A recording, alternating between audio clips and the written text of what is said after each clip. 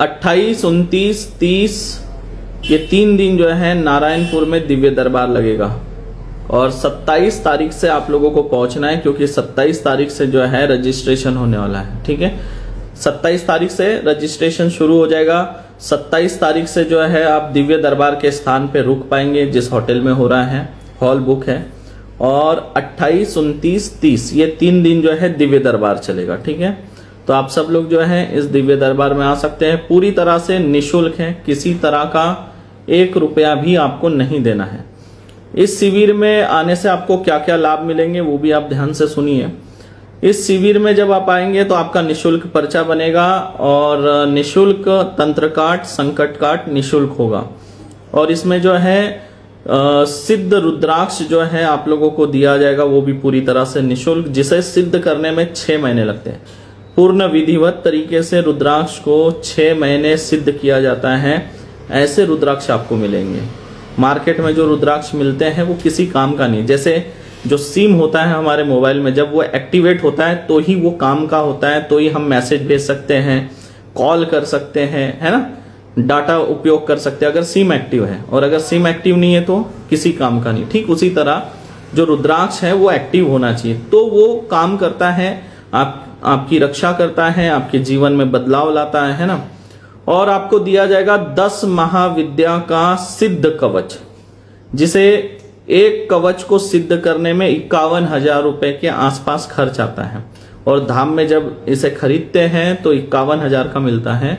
लेकिन यह सिद्ध कवच जो है 10 महाविद्या सिद्ध कवच आप लोगों को पूर्णतः निःशुल्क दिया जाएगा। किसी प्रकार का कोई रजिस्ट्रेशन नहीं, किसी प्रकार का कोई शुल्क, कोई चार्ज आपको नहीं देना है, पूरी तरह से निःशुल्क। लेकिन याद रखिए, अगर आप 4 लोग आए हैं तो 4 कवच मिलेगा। ऐसा नहीं कि आप अकेले आए हैं और बोलेंगे मेरे घर में 4 लोग हैं और मुझे 4 कवच चाहिए, तो ऐसा नहीं मिलेगा। प्रति व्यक्ति 1 कवच मिलेगा। अगर आपके घर में 4 लोग हैं तो 4 लोगों की उपस्थिति वहां पे अनिवार्य है, तभी आपको 4 कवच मिलेंगे। आपके घर में 10 लोग हैं तो 10 लोगों की उपस्थिति अनिवार्य है। ठीक है, और ये 10 महाविद्या सिद्ध कवच क्या काम करता है? देखिए, इसमें 10 महाविद्या की ऊर्जा होती है। 10 महाविद्या मतलब पार्वती माता के 10 जो महाविद्या के रूप हैं, 10 महाविद्या की इसमें ऊर्जा होती है, जिसमें काली माता हो गई, माँ मातंगी हो गई, माँ बगलामुखी हो गई, माँ छिन्नमस्ता हो गई, माँ त्रिपुर सुंदरी हो गई। मतलब सभी प्रकार के 10 प्रकार के माता की इसमें सिद्धि होती है। कमला माता की सिद्धि होती है। देखिए, कमला मतलब लक्ष्मी हो गई। मतलब इस एक कवच के धारण करने से आपको आर्थिक प्रगति होगी, धन के लाभ प्राप्त होंगे, आपको समृद्धि मिलेगी, सुख शांति वैभव ऐश्वर्य मिलेगा। इस एक कवच के धारण करने से जो है जादू टोना टोटका इनसे आपकी रक्षा होगी।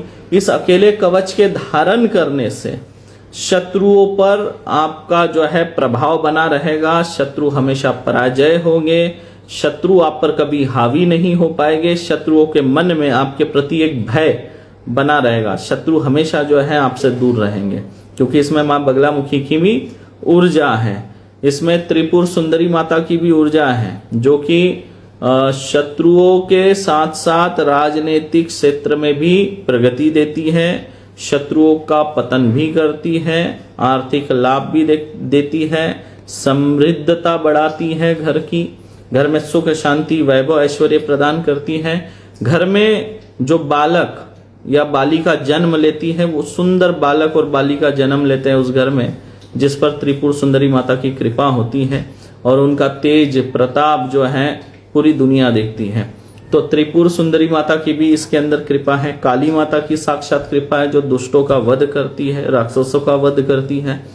ऐसी कई प्रकार की शक्तियां हैं इसमें। मतलब केवल एक रक्षा कवच धारण करने से आपके जीवन के कई प्रकार के जो दुख है वो दूर हो जाते हैं। जीवन में आने वाले अनेक संकट जो हैं आधे रास्ते से ही गायब हो जाते हैं, आप तक पहुंच भी नहीं पाते हैं।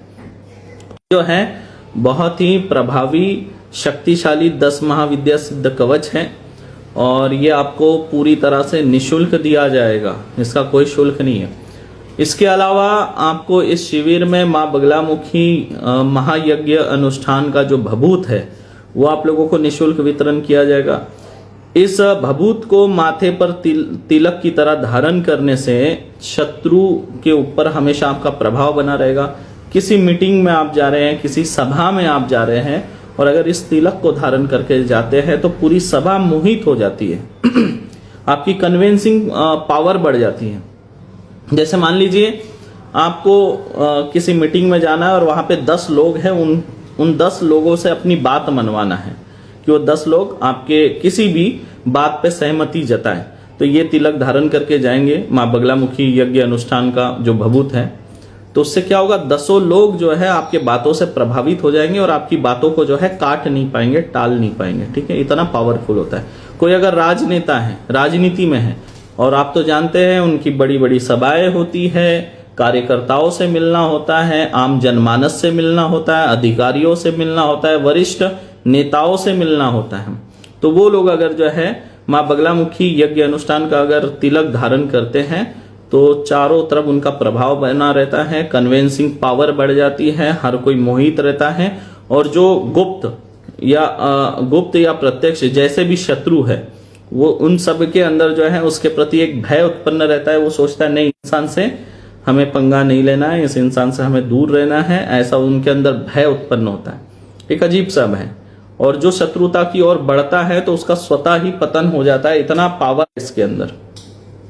और इसमें जो है सर्व रोग नाशक जल भी वितरण किया जाएगा। अगर कोई बीमारी चल रही है या शरीर में दर्द है, बहुत डॉक्टर इलाज कर चुके हैं, लाभ नहीं मिल रहा है ना, शरीर में दर्द हो या किसी भी प्रकार का रोग हो, अगर डॉक्टर इलाज से लाभ नहीं मिल रहा है, दवा काम नहीं कर रही है, तो आप यहाँ पर आकर जो है सर्व रोग नाशक जो जल है वो आप ले जा सकते हैं, आप पी सकते हैं, घर के लोगों को पिला सकते हैं। इससे क्या होगा, जो रोग है वो नष्ट होगा और जो दवा काम नहीं कर रही थी शरीर में दवा काम करने लगेगी और इससे जो है उस व्यक्ति का स्वास्थ्य जो है वो सुधरने लगेगा। तो ये आप लोगों को दिया जाएगा, रक्षा सूत्र आप लोगों को प्रदान किया जाएगा।